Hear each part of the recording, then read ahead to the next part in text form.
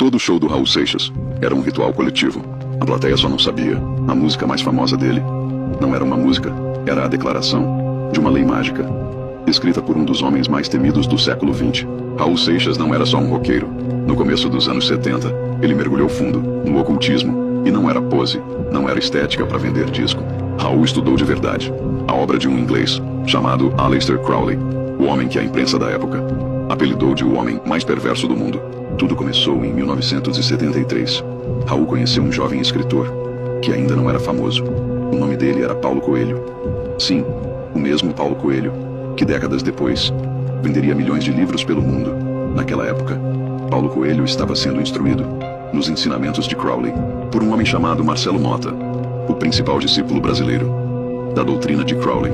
E foi Paulo Coelho quem apresentou esse universo a Raul Seixas. Juntos, Raul e Paulo Coelho criaram um movimento, a Sociedade Alternativa.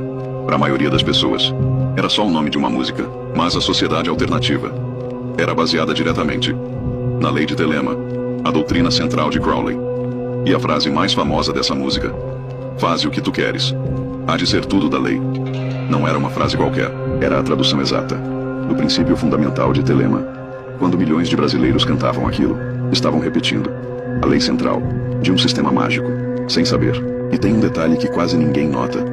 Na música, Raul canta uma sequência de números, 2513, e repete uma saudação que parece aleatória, mas no sistema de Crowley, os números têm significado oculto. A própria saudação telêmica tem um código numérico, o número 93, que representa tanto a palavra telema quanto a palavra agape, bondade e amor, os dois pilares da doutrina. Raul não estava cantando música pop, estava transmitindo um sistema inteiro, embutido em sucessos de rádio.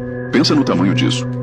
Numa época de ditadura militar, com censura pesada, Raul Seixas conseguiu colocar filosofia oculta, lei de Telema, ensinamentos de Crowley, dentro das rádios mais populares do Brasil.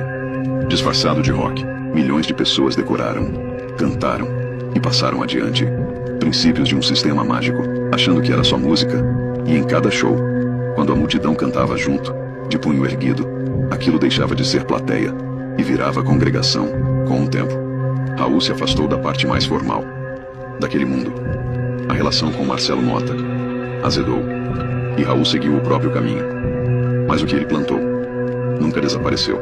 Até hoje, décadas depois da morte dele, multidões cantam a Sociedade Alternativa em shows, em rodas de violão, sem fazer ideia de que estão declarando uma lei mágica.